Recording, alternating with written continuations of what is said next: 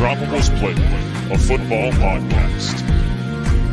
With your hosts, Ashley and Michael, please sit back and enjoy the show.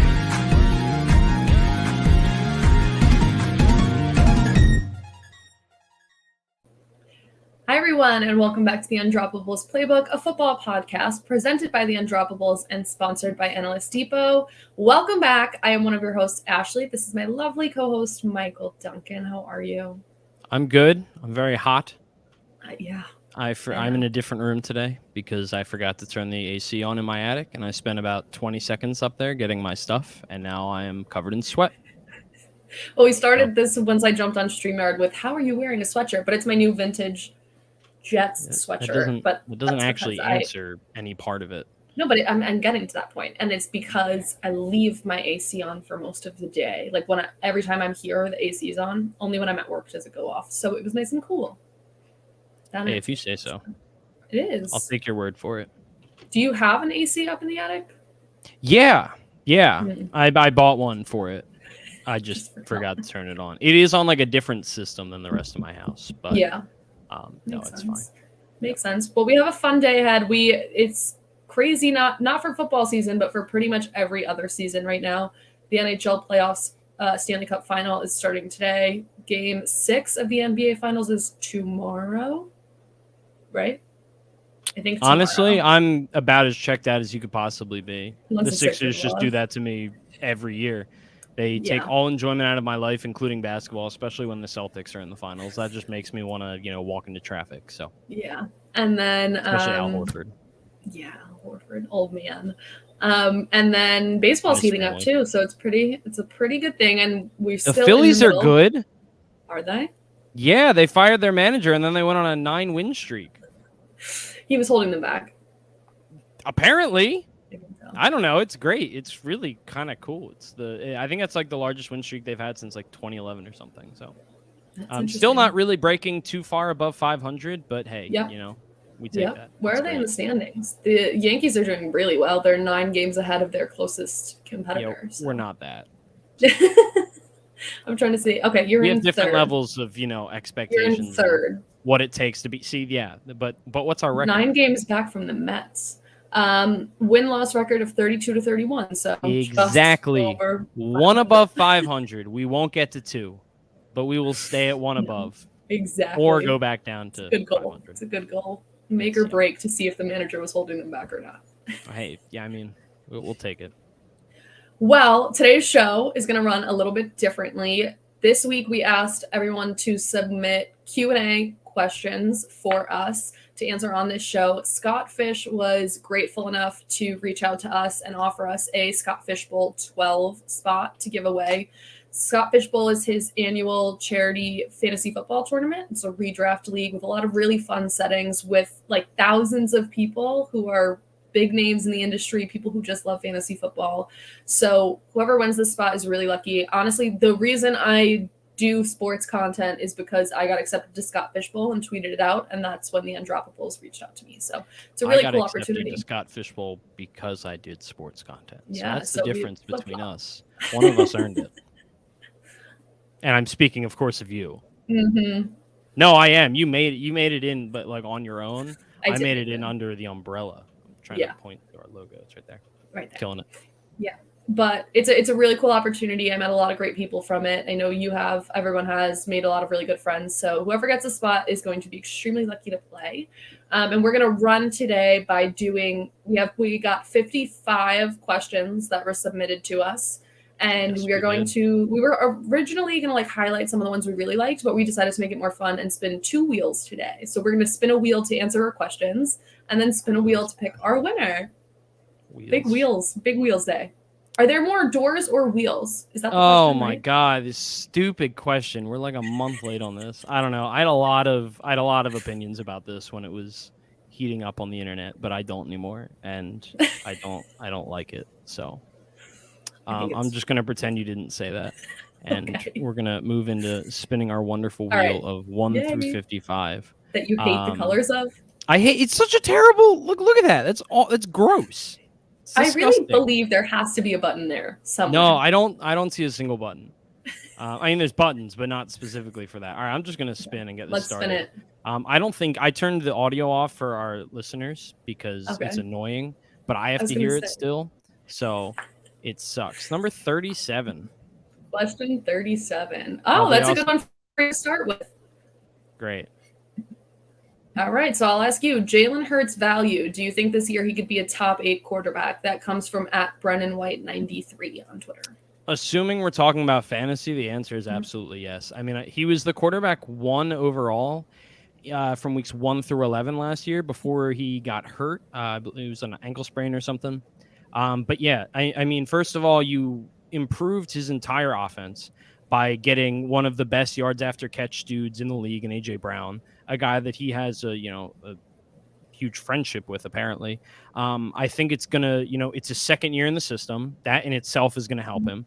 The improvements you made on offense, the consistency that he's gonna have going into his second full year as a starter, and just like generally speaking, I mean, he was already so good last year from a fantasy perspective because of his rushing. And you're telling me that you're adding a bigger weapon on the offense to help him with his passing, and hoping that he can take a step forward as a passer as well. Just generally speaking, I would be shocked if he wasn't a top 8 quarterback. Like, that is possibly my lock of the entire year. Like, I think that's a layup. I think that's about as easy as it comes. I completely agree. I've been grabbing Jalen Hurts wherever I can in Dynasty startups that I've been playing in, and my redraft leagues don't start for a little bit, but I love where I've been getting him at Dynasty. Usually, I like to not get one player everywhere, but I absolutely love him, especially in a super flex league. I know people are a little bit weary of him for Dynasty because of his future and whatnot, but again, he now has so much more than he had last year, even just in diversity of offense. You have someone like Devontae Smith, who is an incredibly crazy route runner and should be getting better, and someone like A.J. Brown, who has all that yards after catch and is just a huge target to be able to hit. I am 100% locked in on Jalen Hurts being like a top 5 fantasy quarterback this year. And that question was brought to us by @BrennanWhite93. And to be clear, how I would value him is like, I think I would view him as a top 3 quarterback upside kind of guy.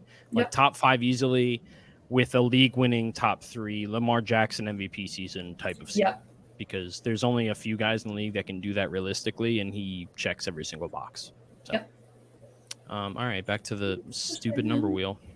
All right, I did get rid of number 37. Perfect. So, God, this sound effect is so annoying.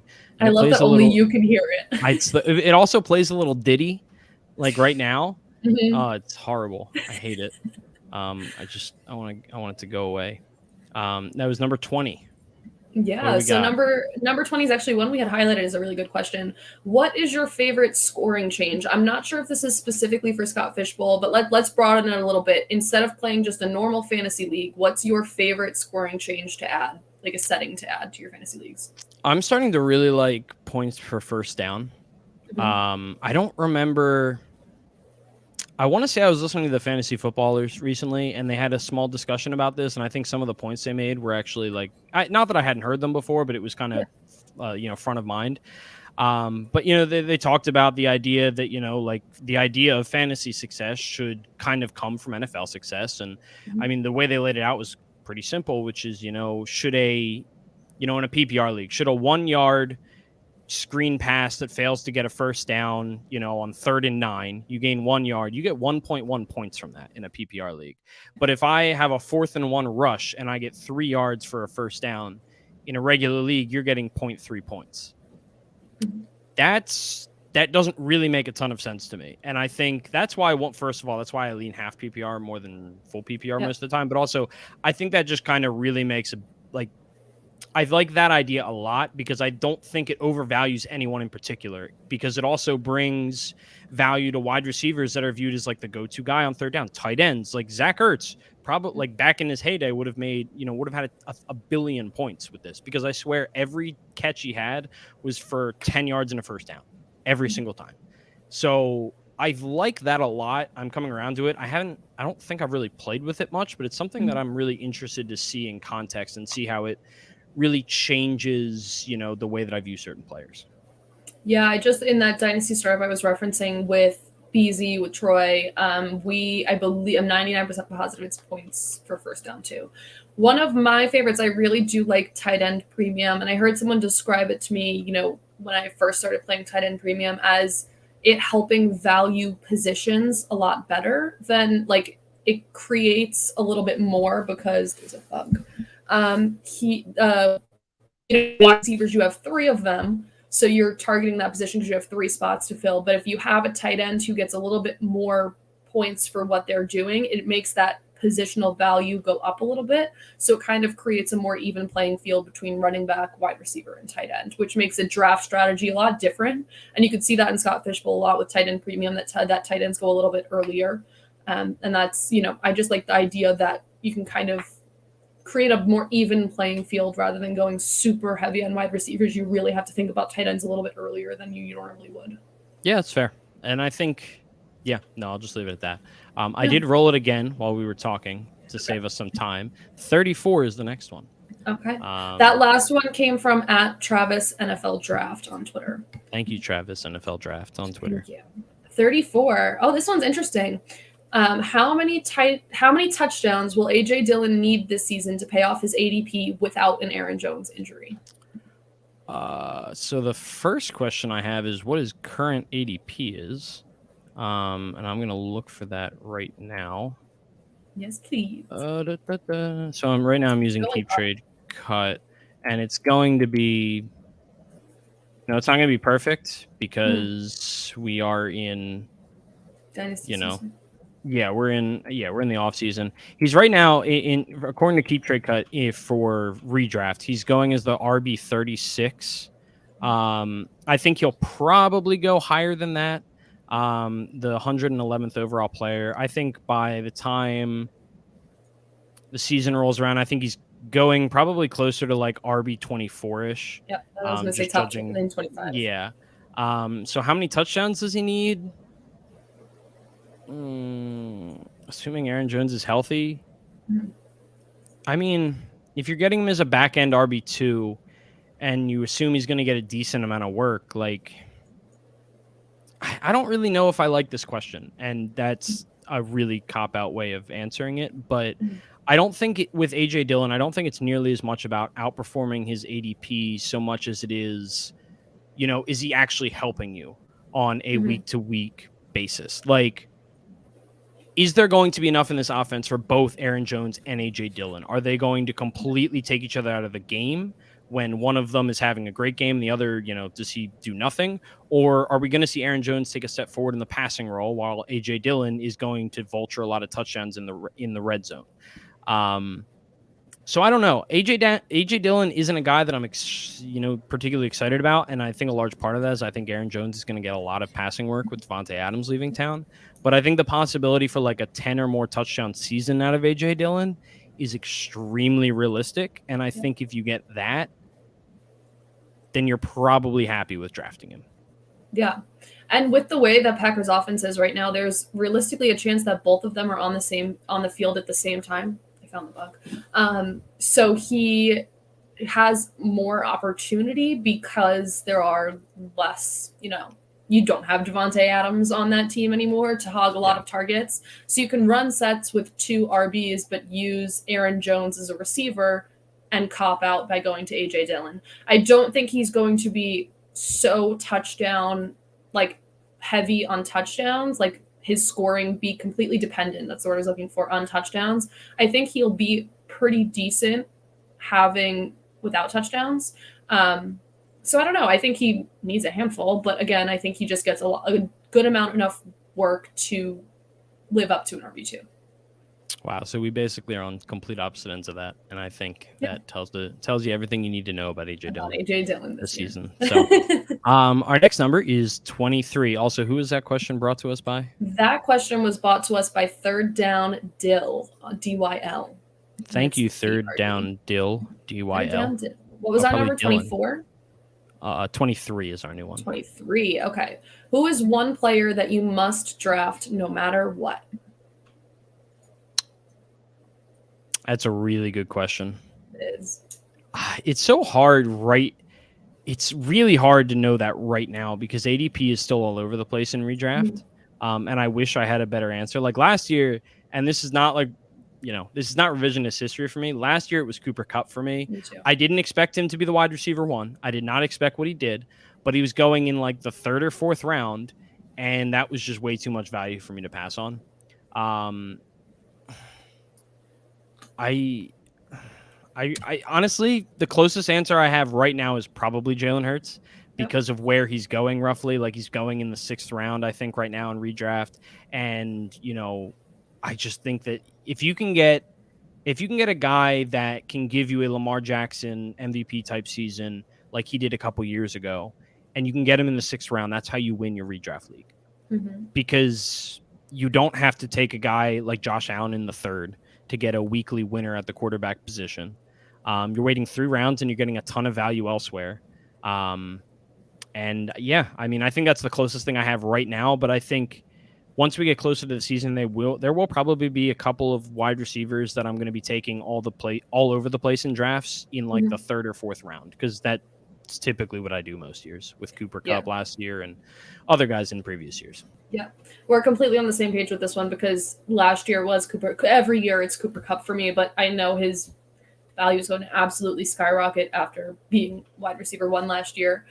So I am completely on board with Jalen Hurts. I already said I grab him wherever I can already. So that's what I'm going to ride with you with Jalen Hurts. And that question came from at Josh BEEBE9 on Twitter. BE. Was that Like 5 E's? No, BEEBE. BB. Okay, got it. BB. BB. I shot my friend in the face with a BB gun once. Actually, in the eye, technically. Yeah, from like point blank range too. Like he had to go see an eye doctor. I was gonna say he was fine though. It all worked out. Good for friends. So yeah, I felt pretty bad. So real quick, to address the comments that are currently coming in from both Dan Bradley and Brad Wire, fellow Undroppables. Dan's question, with Brad agreeing, is what are my beard secrets? My beard secrets are I have not trimmed my beard in like 3 weeks because I'm very lazy. That's really all that I've got. You don't do like beard oil or anything? No. I think I did in like college at some point, but the girl I was dating at the time was like, I don't like it. And I was like, okay. I didn't really care. And then like a year later, she was like, you should wear this. You should like use this. It makes it less scruffy. I was like, I did, and you didn't like it. So now I just, I don't know. I wash it with shampoo and conditioner. Lesson of the story, don't listen to girls. I mean, yeah, apparently. Except, with all other facets of life where they're almost just not right. about me. Yeah. It's not so beard oil. Anyway, I hope that didn't help you at all, guys. Our next question is number 45. This is funny because this is my favorite question of the entire Q&A. And that is, if you could look into the future and know one thing about the upcoming fantasy season, what would that one thing be? How many? So I'm not gonna do like a total cop-out answer. I'm gonna do like because obviously like I feel like there's certain questions you can ask that are just kind of a cheat code. I'm gonna go with how many games does Christian McCaffrey play? Like that. That's what I want to know, because if he plays more than 10, he's the 101. Yeah. And I truly think it's that simple. If I know that, then I'm aiming for, like, if I know that he plays like, 12, 14 games, then I am going for the 101 in every league that I'm in, and I'm drafting Christian McCaffrey because that's the only thing that's holding me back is his health. So. Yep. And it's funny because I'll go with health too and ask, does Saquon Barkley stay healthy for the fantasy season? Right now, I'm gonna be honest, Ashley. That feels more like a Giants. It is a Giants question, but it's a fantasy thing because right now he is such good value. It's more of a Giants thing. I get to win both. It's more of a Giants. Think of where his value is right now in drafts. You can get him for so cheap in drafts and as a trade thing. This is a conversation we need to have later this offseason because I'm not convinced anymore that Saquon is actually good for fantasy football. I don't know. I think he can be. When was the last time he was? Not a question you like answering. It hurts. Look, I in my home league, in the league that I probably care the most about, I have had him as a keeper since his rookie season. I have been through all the ups and downs. I have kept him every single year, and I am telling you that it is a painful question that I'm going to have to ask myself as I pick a keeper for this upcoming season. Do you only get to pick ours, yeah, we pick one, and it's your first round pick. This is like our family league. Like, we don't need to get much more complicated than that. But one, it's your first round pick. Value be damned. So, yep, I need to look at that a little. Yeah, Dan is not overly happy with me on that one. And I forgot to spin it ahead of time. So now we are spinning. Oh, who was that question from? Oh, that question was from Jeff Lambert, Geoff Lambert, 77. Thank you, Jeff. I bet you're better than the 76 other Jeff Lamberts. 26. Okay, 26 is a very similar question to one we've answered already, but we'll shout out who gave it to us. Is Jalen Hurts a top 5 QB this year? Yes. And that is yes. Deal Thomas, Diehl Thomas. Loving the Jalen Hurts questions. I know. There's actually a good amount of them in this question. Okay, number 7. Okay. Go ahead. Why do I okay, so Dan pointing something out, crushing IR points too. The difference is that when CMC plays, he's a top 5 running back. He's a top 10 running back. Like, if you go and look at his splits of, like, he played a game, he produced at a top 10 running back level every time. It's stupid how consistent he is if he's on the field. Saquon Barkley's been on the field. He just hasn't been good. So, yeah, that's the difference. Number 7. I want to hear it. Number 7 is also one that's very similar, but give me a different answer from your first question. Who is someone you'd like to target in the drafts based on ADP currently? Gosh, darn it. I wish ADP was, like, better right now. I know. They usually use Sleeper, like, at the end of the season because then it's a good mix of Dynasty and Redraft, but right now it's so skewed. Yeah, I mean...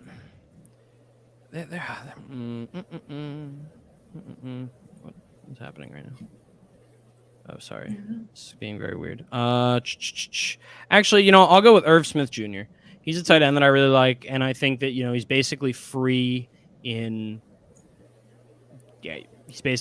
drafts, and I think that he has a chance of absolutely killing it this year, and being like a true second/third option depending on Adam Thielen's health and, he's really flying under the radar too right now. I agree. Yeah, I'll stick with the tight end too. I really like picking up Freiermuth right now. I think he has a really good opportunity. I know there's a lot of mouths to feed on that offense, but I really do like him because you can get him for fairly cheap. You have a lot of faith in Kenny Pickett, apparently. I don't, but again, tight ends often rely on. So I love Pat Freiermuth as a player, but getting the guy that's probably at least the 3rd option, if not like the 4th option, on an offense led by a rookie quarterback is terrifying. I'm not saying he's going to be like my starting tight end every week, but where you can grab him right now is 2, 3, Well, I was thinking more redraft. Like, yeah. In redraft, you don't really grab a guy to not start him every week if it's a tight end. You know what I mean? I'm just like all mixed in right now. So I've been doing a million Dynasty drafts, and I like grabbing Dynasty. So that's kind of where my head's at. You need to fix your head. I know. Dan, I would rather have CMC being a top 5 running back for 5 games than what I've had to deal with Saquon Barkley for the last 2 seasons. I don't want to hear it. I don't want to hear it. Okay. 24 is our next one. 24. Also, who asked that last question? Oh, well, that was number 7. Yeah. That was B Schwartz 319. Thanks, B Schwartz. B Schwartz 319. Question 24. Do you think DeAndre Swift can be the RB1 and a league winner this year? That's a tough one.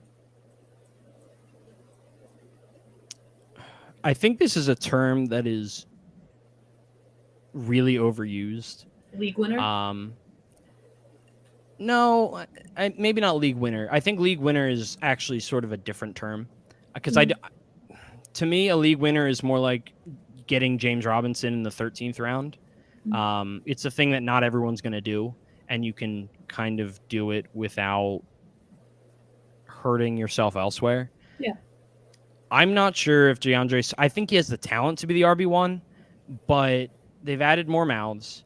It's still not a great offense. I don't think they're going to be much better this season of an offense. I don't think that was a English well-made sentence, but My sentences today aren't, so it's okay.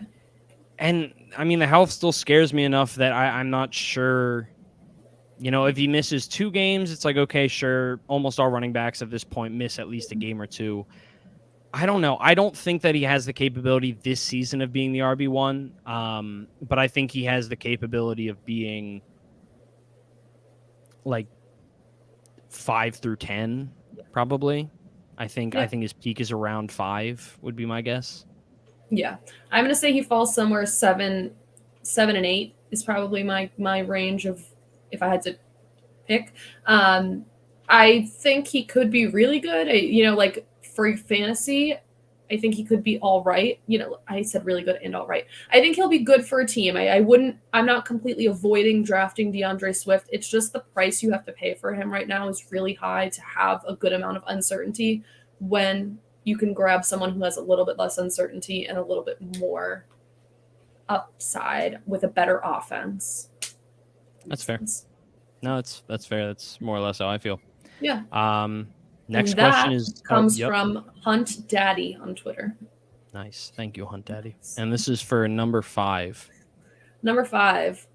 We keep going like every other question is very similar because we just talked about tight ends. Who is a sleeper tight end that can make a big jump this season? If I'm not going to say Irv Smith, then I'll say Cole Kmet. Mm-hmm. I think he's primed and ready.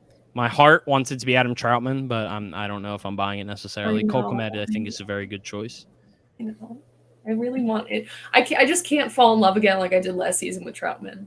Oh, I'm still in love. I am, but it's like I can't buy in the way I bought in last year. I'll go with Tunyon in an offense that is still trying to figure itself out. Not in on Tunyon. I don't like it. Number 2. Number 2 is next. Okay, I like also, this one. Who asked that question? Oh, that one came from Guyzies. Guyzies. Thanks, Guyzies. I appreciate it. Number 2. We're going to get a little philosophical with this one. Does situation matter more for vets or for rookies? So do you want to take this from a dynasty angle? Or like sure, we can start in Dynasty. Go from Dynasty, and then we'll see if we work our way elsewhere. For Dynasty, I'm going to go with it matters more for veterans, actually. And I think the reason, and it kind of depends on where you're drawing the line, but like, I think it depends more on, like Adam Thielen has been in a very good position the last couple of years of his career, even as his health has kind of been declining and he's been declining as a player, but he's been in a good place for it. DeAndre Hopkins, like even with kind of the issues that he's been having, like he's in a place where he's just the clear number 1 target with a guy that's going to pass a lot and over target him. Whereas when I look at, and if it's not a guy like that, like look at Odell Beckham Jr., who was in a bad position or in a bad situation, and it wasted how many years of his career. And we're also nearing the end of his career.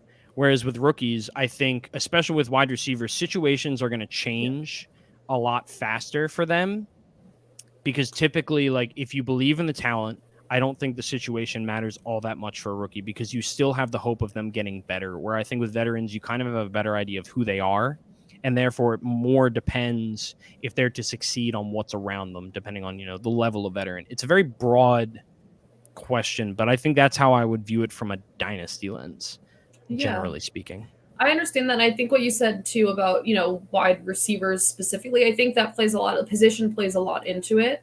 I think, like you said, the way the market is changing for receivers is that their situation is ever changing now because of the high price tag that comes with good receivers and people just not being able to pay the price and shuffling them around. So I think position does play into that situation. No. I did the same.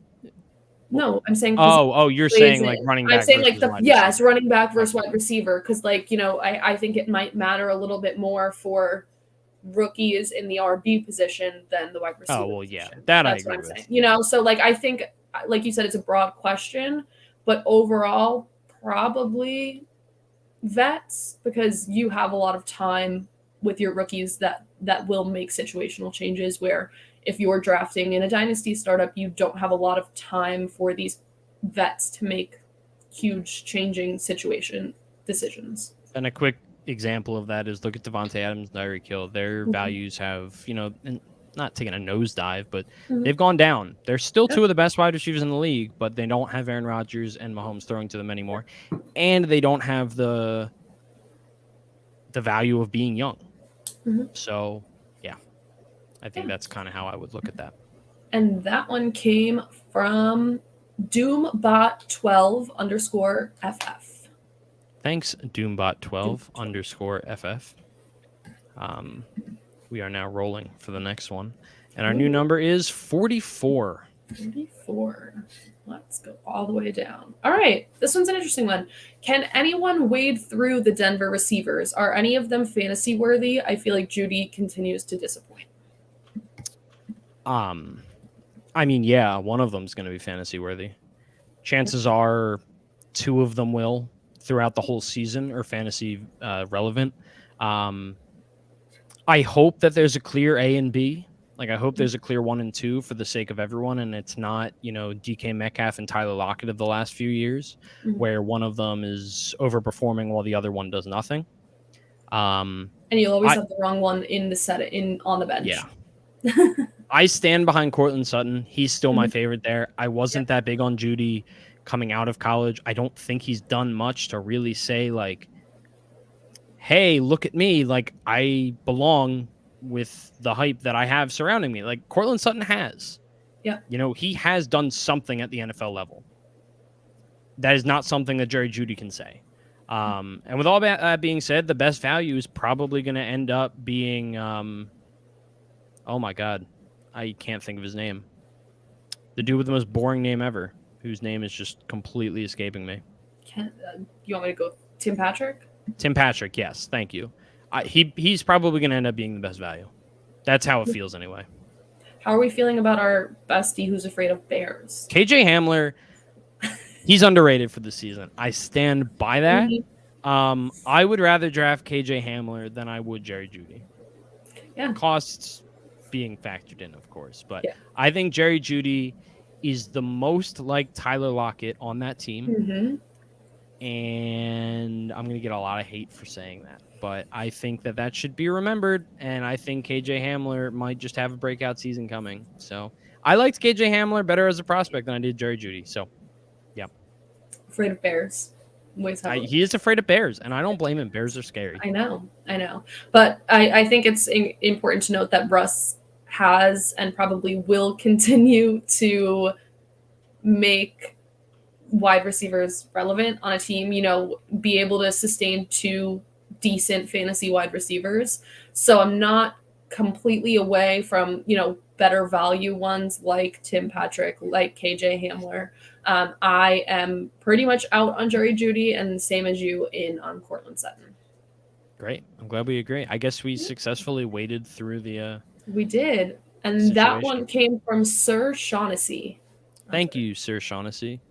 Do you think he's knighted in England? I don't know. I kind of hope so. Number 41 is next. Number 41. All right. This is a fun one. It's like a 4-parter, but dark horse, QB, RB, wide receiver, and tight end 1. Dark horse. Okay. I'm going to go with Trey Lance. That is a dark horse one. RB1. I need to pull up Sleeper. Yeah, RB1. That's tough. All right, so let's do it this way. So, who's your quarterback? Trey Lance. Okay. I'll go with Justin Herbert. It's not really that dark of a horse. It's not a dark horse at all. But he's no one is calling him. He's going to be so who quarterback off do you the want me to board. go? You want me to call fucking Dan? You know what a dark horse is? I do know what a dark horse is, but he's not consistently ranked quarterback 1. Being not that doesn't make him a dark horse. If Michael Phelps got a bunch of silver medals, but he's still at the freaking Olympics, that doesn't make him a dark horse to get a gold medal. If he consistently comes in second, he would be a dark horse. No. Yes. He's not he's an underdog. He's not a dark horse. You're talking to a man from Philly. There's a difference between underdog and dark horse. Underdog stands a chance. Dark horse is someone that no one thinks stands it. Well, I mean, that kind of is on an underdog too. There's a difference. Dark horse is way down the list. Okay, They're so like, how much further do you want me to go? I don't know. Just be a self-sustaining person and make an active choice to properly define dark horse when choosing someone. Okay, because now I'm spending time yelling at you instead of looking for my choices. All right, fine. We'll go down the list. I guess a little bit. Like how much? What number are we going past? It's not a number thing. It's a feel. Justin Herbert is one of the most hyped quarterbacks in the league. He cannot be a dark horse. He's like number 4 right now. Number 4 is too high. He's oh my god. It's not even meddling. Oh my god. Dark horse. Oh God. Fine. I'll change it. Fine. I'll die. It's definitely not who you picked. Oh, you mean the guy with a massive rushing upside? Nah. And great weapons, but hasn't played a snap in the NFL. And that's why he's a dark horse. We're gonna go with Russell Wilson.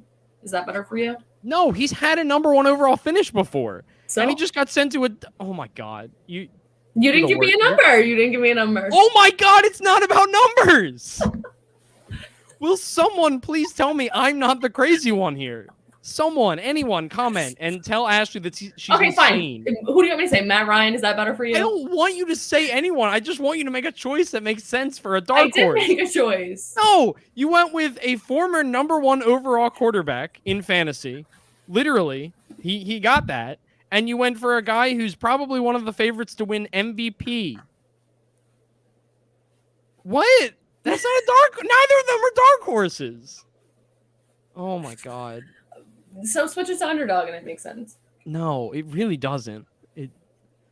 All right, I'm gonna go with Javonte Williams as a dark horse to be the RB1, especially after the signing of Melvin Gordon.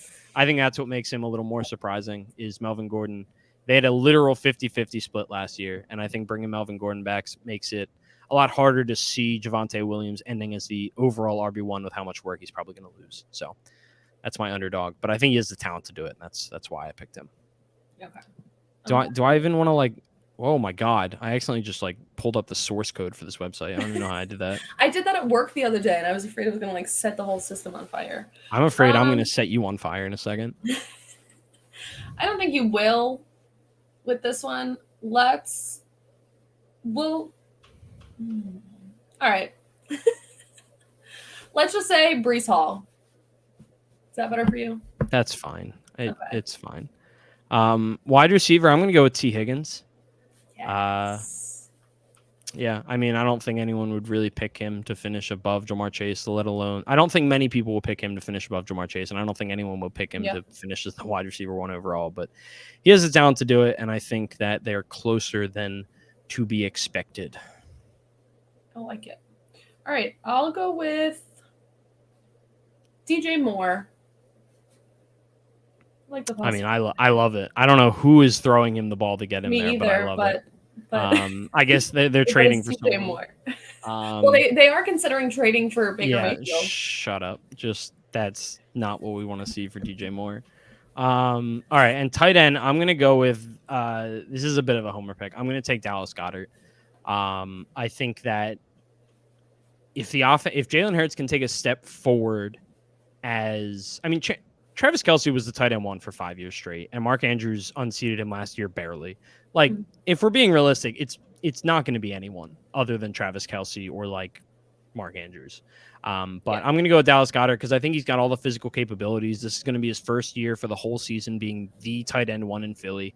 And if Jalen Hurts can take a step forward, if they pass more, then I think Dallas Goddard could easily have a 10-plus touchdown season. Scoring touchdowns is something he's been good at, and I think he has the athletic ability to be great after the catch as well. So I'm going to go with Dallas Goddard. Yeah, I'm a little torn here. This is what I'm trying to decide. Yeah, Brad, I would have picked Hurts, but I've already taken a lot of time talking about how great Hurts is going to be this year. I know we've done answered like 3 questions about Hurts already. Bateman. See, like someone that is an interesting one. I was thinking of Akers, but I couldn't bring myself to do it. Sorry, we're talking about Brad. Who's your tight end pick? See, I would really put David Njoku in the running if we knew Deshaun Watson was going to play, but I don't think he's playing a single snap this season, so that It's going to be interesting. is really hard. It's gonna be interesting. Hold on, I'm looking at my list. I really hate to say it, but like I feel like I don't even want to say it. I don't really want you to either, honestly. No, I'm like Mike Gesicki has really high upside. I know that. I know. That's a dark horse, by the way. That is how you define a dark horse. That question was brought to us by @FantasyTurfNate. Thanks, Nate. This is now we are moving on to number 13. Okay. All right. Does Joe Burrow finish in the top 5 this year? That's a great question. I'm gonna go with no. I don't think he will as well. I think he could. I think he easily could, but I don't think I would put him there because I think Justin Herbert I would have above him. Jalen Hurts I'd have above him. I think Josh Allen. Oh yeah, Josh Allen, of course. I'm a little more lenient on Mahomes, I'll be honest. Yeah, I agree with that. I think Tom Brady probably. Lamar Jackson. Yeah, so the current Aaron ADP Rodgers, right now on Sleeper has him at 5, which goes Allen, Mahomes, Herbert, Jackson, Burrow, Murray, Hurts, Prescott, Wilson, Brady. I don't think he finishes top 5. I still think he finishes, top 10 for sure. But I'm going to count him out. I think that offense is going to have a little bit of a regression this year. I don't think it's going to be anything too severe, but I think it's going to knock him out of that top 5 just a little. Yeah, and it's nothing against him. I don't think that's what he ends up landing in. So. I know it was gross, Brad. Wait, what? Oh, yeah. All right, number 33. Oh, yeah. Sorry. Okay. That came from SD Cochran 99. Thank you, SD Cochran. Now on to 33. On to 33. Sticking with the 3s. My favorite number is 3. That's awesome. All right, is that why you went with Justin Herbert? Because he's the top 3 quarterback, and you're like, dark horse. Sure. This is another Aaron Jones question. I guess we breezed through this one a little bit. Can Aaron Jones have a Chimera-like season this year? Chimera had Ingram early in his career, like Jones has Dylan, and Jones should be huge in the passing game this year, plus may not be around after this year due to cap hit. Yeah, I mean, I think it's easily yes. I mean, I don't think, if I remember correctly, Kamara's never had 1,000 yards rushing. I would not be surprised to see Aaron Jones receive his rushing totals this season. So I'm going to go with yes. Absolutely, he can do that. Yep, I completely agree. Nothing more to add, really. Who was that question from? You remembered. That is from MVP1824. Thanks, MVP. There's a vague name, but thank you. Moving on to number 25. I really like this one. How much should bye weeks and strength of schedule factor into team building in redraft and in win now dynasty? None. Absolutely none. Yeah. The amount that your team, and speaking specifically from redraft, like the amount that your team will change from the draft to, Bipocalypse, which is normally around like at least week 8-ish, if not like week 12, it's going to change so much. Like your team is going to be so different. You can't sit there worrying about your bye weeks, especially if it stops you from taking the best player. Like it's like my last tiebreaker if I really need to go that far. What I was gonna say. But like I can't recall a time when I've ever actively used it as a tiebreaker. Because your team is just going to change so much. And for Win Now Dynasty, it's kind of the same thing. Like, what are you really going to do about it? Like, a Dynasty where there's so many implications years down the road. Like, you're not going to trade a guy just because, like, no, he's the same bye week as my other. Like, no, Dynasty, you don't trade a guy because of their bye week. You trade him because he sucks. Like, no. So, I'm gonna go with a strong, basically not at all. Yeah, I agree. The only time I ever think about it is if I'm so completely torn between 2 players that I have like literally no other option than to come down to bye week. But 99.9% of the time, I'm not considering those things. Wonderful question, someone. Wonderful question from Mika_DynastyFF. Thank you, Mika. Is it Mika or Micah? I don't know. I think Mika. How is it spelled? I'm not looking at it. M-I-K-A. Oh, yeah. I'd say Micah. No. Mike is M-I-K-E. Isn't that how like Mika Zibanejad spells his name? And it's I Mika? don't know who that is. He's a Rangers hockey player. I follow football. Okay, number 27. Number 27. Ooh, how many leagues is too many, and how many are you in? And do you end up with similar players in all leagues, or try to have unique builds? So start with the first one. How many leagues is too many? That's a question I've been asking for a while. I think it depends. Like, you need to find, like, I'll say this. Last year, I think I was in 18. That was too many for me, but it was a mix of redraft and dynasty. And I think it's a lot easier to have like a healthy mix of the two because they're not fully active. I think Brad has the correct answer, though. He has the answer that I was looking for, but I'll finish what I was saying. They're not fully active in the same way at the same time of year. So I think it helps to balance it out like that. That being said, Brad does have the correct answer. It's too many when you start lying about how many you're in. I think that is as good of an answer as I could possibly give. As for having the same players, redraft, I tend like I said, I had Cooper Kupp in almost every league last year. Because I liked his ADP, and I tend to like guys that I like. I don't try and, get different exposure to people in redraft because I don't care. I'm trying to win each individual league.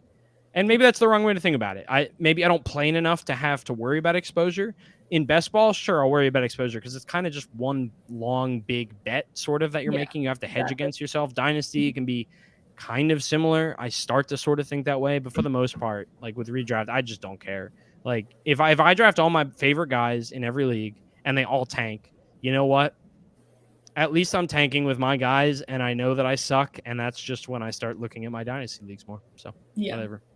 I think my answer for the first question is when I'm spending too much time on Sunday mornings, absolutely stressed out of my mind. And I don't know what that exact answer is, but I'll know it when I find it. Like if I'm just sitting there for pretty sure you're stressed out of your mind with like the 4 leagues you had last year. I didn't have 4 leagues last year. I had like 3 dynasty leagues. I have a lot of redraft leagues. I'm always stressed out of my mind. I'm just. That's what I mean. That's a horrible answer. You're basically saying one is too many for you. No, never. You would text me, and then you would also message people after I gave you an answer. You weren't fast enough. Oh my God, no! It was after I gave you an answer. No, that was not because I messaged you in the Discord. You're an advice slut. I would message you in the Discord because you wouldn't answer my text message because you would be hosting a pre-show. Yeah, and you could have just gone on the show where we do start sits. You realize that, right? I did, but I figured I might have a better chance if I just messaged you. And but then you also messaged. You messaged that Discord. That was like literally once. Literally once. Yeah, because I shamed you about it because you're an advice slut. It was literally once, and it was because I needed more opinions. I am exactly, advice slut. I am insulting Ashley, but I'm not doing it like. I know someone's gonna be like, "Don't speak to her that way." I know. I'm throwing this out there. Like, if you've never watched The League, and you're watching this show, go watch The League, because it's great. But also, they have like an episode where Andre, one of the characters, is being an advice. I think it's Andre, and he goes around to like everybody at a bar, getting their individual opinions after making one guy feel really good about like, hey, can you help me with this? And he's like, yeah, you want to do this? This is awesome. He's like. And he goes over and he just starts talking to the next group. He asks the exact same questions, and it feels horrible.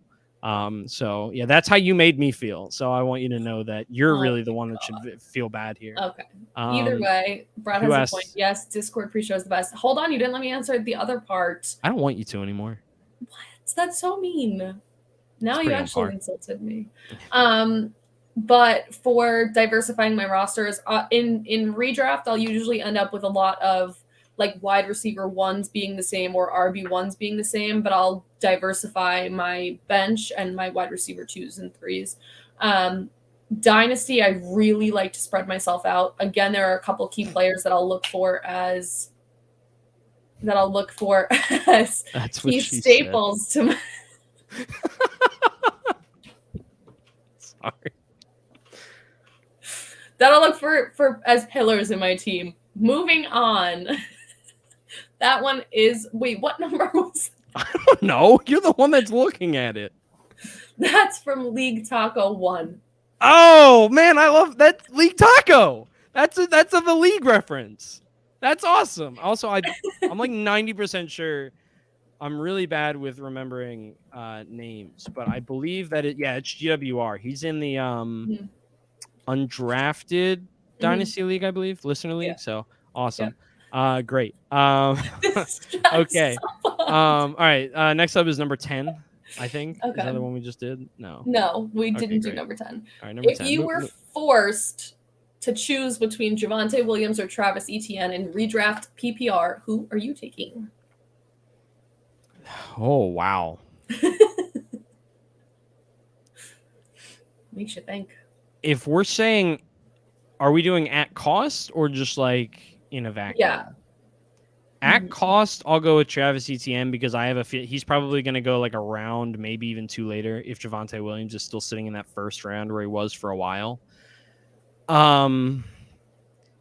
If not, I'll probably if it's in a vacuum, I'd probably go Javonte Williams because he's very talented. He's going to be on a better offense and he's going to have more scoring opportunities. So yeah, I think I'd probably just pick Etienne, especially with James Robinson coming off an Achilles tear. Don't remind me. I know. I'm mourning that man every day of my life. I know. Okay, and that one Hurts was to be me. from VD516. Great. Yay. Number 48 is next. Number 48. All right, that one is we're gonna have to do something you really hate. Oh, is this I read this? No. Why do you? You spun the wheel. All right, the question is, Michael, tell me why the Cowboys will win the Super Bowl, and Ashley, tell me why they won't. All right, why are they going to win the Super Bowl? Marty McFly and Doc somehow figured out how to travel in time. They traveled forward in time with this team. Forward to the future. Then they took them back. They took this team, took them back to the 80s or 90s. So they were in the present and they only went back? I think. Now I'm losing track of what I was trying to do. Time travel, breaking the laws of physics. They're not going to win a Super Bowl. The argument for them to win a Super Bowl is they had a top 5 defense last year. Dak Prescott's going to get healthier and therefore hopefully look more like the pre-injury Dak Prescott. CeeDee Lamb's going to take a massive step forward. Ezekiel Elliott was injured all last year, and all of a sudden he's going to look back like he did in his prime, which somehow he's out of his prime already because he's, touted the ball 1,000 billion times in his years in the NFL. And their defense does not take a step back. And also Diggs learns how to get interceptions and also cover wide receivers at the same time. Also, Michael Parsons is a defensive player of the year candidate. That's how they win the Super Bowl. Yeah. For me, it's Dak stays on the level. They don't win the Super Bowl because Dak stays on the level he's at right now and acts like he did against the 49ers and never shows up in clutch games where they really need them. He'll go absolutely berserk in games that don't really matter. The simple answer could just be straight up Mike McCarthy. I could just say Mike McCarthy and everyone would understand why. And again, I think there's just, I'm on the wrong page. Hold on, I wanted to look at the depth chart again. I think the defense, like you said, is probably the key reason why they might be able to, but I don't know. The offense is I don't think they actually I think their defense is going to take a massive step back. It probably will, but on paper, looking at it now, looks great. I think they took a decent step backwards on paper as well. Yeah. Either way, I don't think CeeDee Lamb is going to step completely up. I think his presence was really helped by Amari Cooper. And Ezekiel Elliott is a hit or miss literally every game. He's a miss. He's old, even though he's only, I think he might be my age, actually. That hurts. But hey, we're probably, and that one came from SSN670. Screw you for making me do that. Although I think I gave a solid argument. Number 50 is next. All right, scroll to number. I don't know why I keep showing the screen as if people are going to assume I'm lying about it. Yeah. All right, so this one is, I have 1.12 and 2.01. Can't decide if I should take Kelsey or Andrews, assuming that they're both there. Yeah, I'll be honest. I'm not buying into the whole Mark Andrews becoming the tight end one thing. Mm-hmm. I'm just not fully bought into it. Lamar Jackson is not the passer that Patrick Mahomes is. And it's a run-first offense, and that does a ton for me. I like Mark Andrews' talent, but I think that he's a lot more. I think he's going to be more unpredictable than Travis Kelce, especially with Tyreek Hill gone. I would take Travis Kelce, but I can't get mad at someone for wanting to take Andrews. But I think I still personally have Kelce as my tight end one this season. Yeah, I agree. I think it was really close before Tyreek Hill left, and then Tyreek Hill left, and I think he's going to step up a lot more. Again, like you said, a run-first offense for Mark Andrews. I think it's a very good possibility that Mark Andrews gets there. I think Kelce just has an easier path to get there to tight end one, so I would choose Kelce over Andrews, even though I do love Andrews in fantasy this year. But for the higher upside, I like Kelce. Wonderful. We're on the same page. And that one comes from Carl5353. Thanks, Carl. With a C. With a C. Interesting. Mm-hmm. I would have assumed it was K. I had a friend, Carl, growing up, and he spelled it with a K. You ever think about how that influences you? Yeah, 100%. Like my best friend growing up in like preschool, his name was Brian, but he spelled it with a Y. Mm-hmm. And that's not the most common way of spelling it, but that is always the way I spelled it. Yeah. But the thing that pisses me off is when people spell my name wrong with E-A-L. Have you ever known a Michael that spells their name E-A-L? Mikhail. So what's the reason? Actually, it's Mihal. Mihal. I had a professor in college, Mihal Houlihan, and he spelled it E-A-L. He's the only one I ever excused for spelling. And that's not even the name Michael. No, like, that's everyone else, it's like, oh, I spelled your name wrong. It's like, but why? What do you learn in school? A before E. Mm-hmm. Also, do you know anyone, like even if you knew a Michael that spelled it E-A-L, I'd forgive you. Yeah. No one ever has an answer for me. Sorry, this has been on my mind lately. I've had this conversation like 4 times in the past. The conversation I like to have about names is that your name itself determines a lot about who you are. I don't agree with that because I was named after Michael Jordan. See, like my parents wanted to name me Kirsten, and I feel like I would be a completely different person if that was my name. I don't think you would. I 100% would. I think there's a couple names that's true for, like Chad or Karen. Maybe. No, that's my mom. Leave her out of this. Sorry, Karen. Brittany. Like, I think that's kind of up there. There's like very few. Yeah, Karen, if we're being realistic. That's like a more recent thing. I'm thinking like growing up. Yeah. And now they're just spelling my name. I think Mikhail Bridges spells it kind of like. I think it's like almost like a combination of the way that these two spelled it. Interesting. No, I think it's more like how Dan spelled it. But anyway, also not Michael.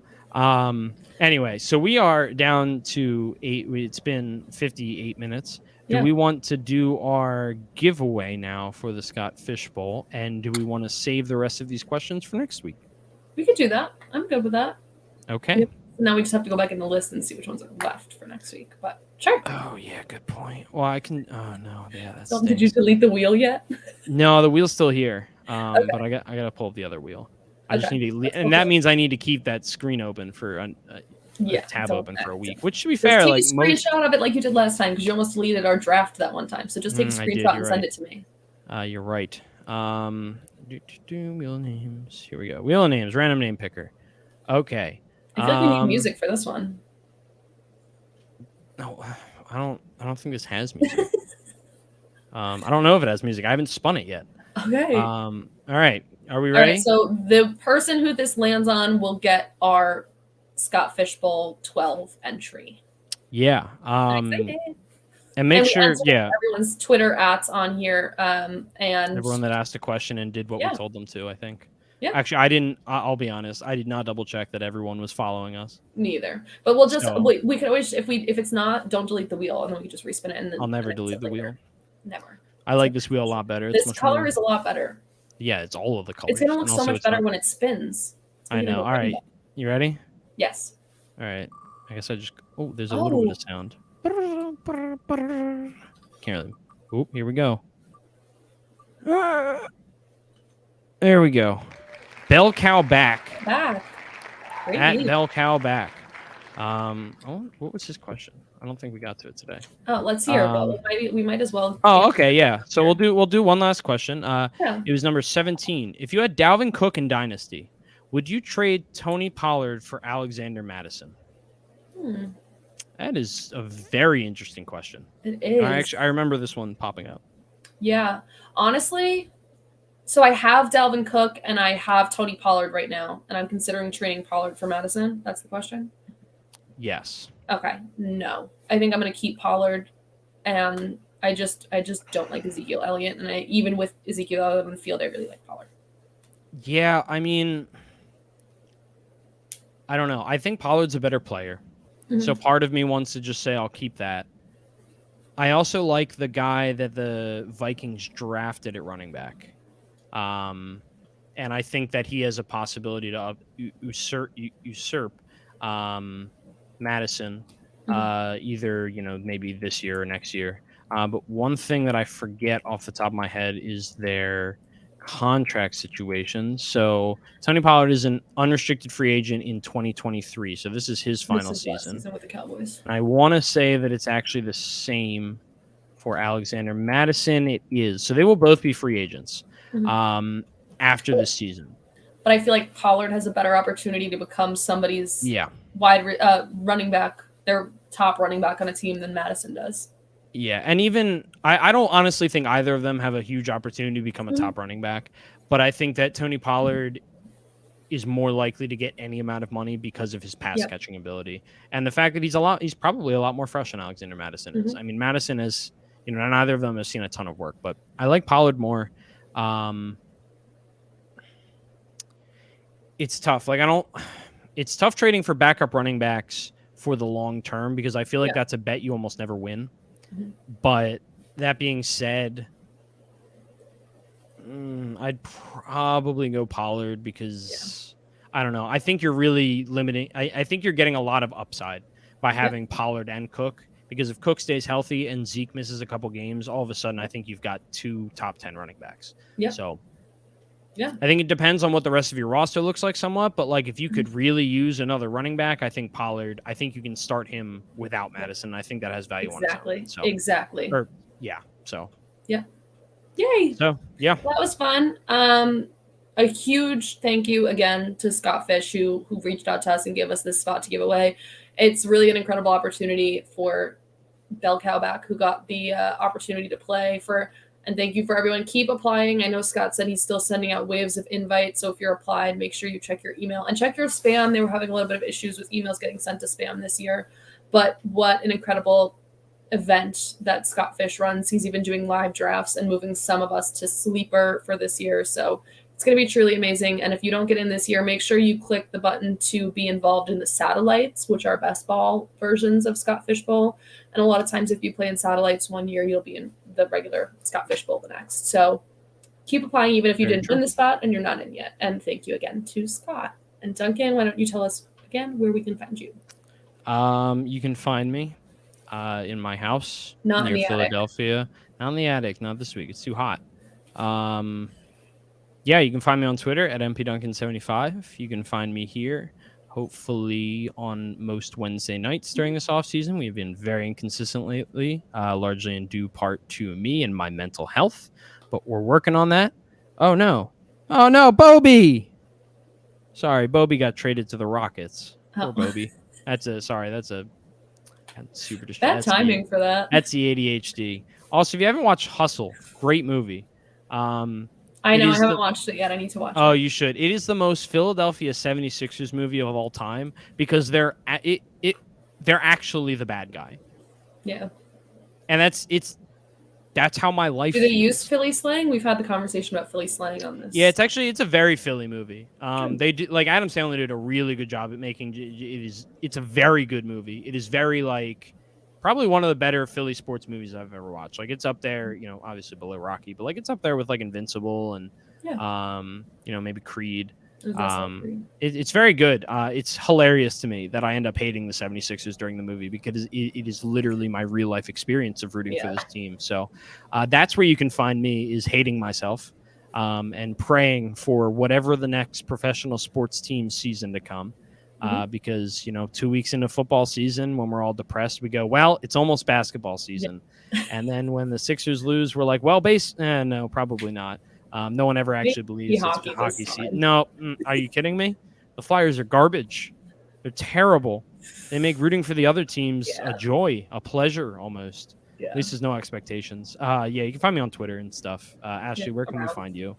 You can find me on Twitter at Ashley_Marie. All my work and your work with the Undroppables. You can find me camped out watching all of the sports on TV in the next few days and watching Miss Marvel episode 2 right after this that I'm really excited for. I already watched it. I know. I'm mad. You should wait for me.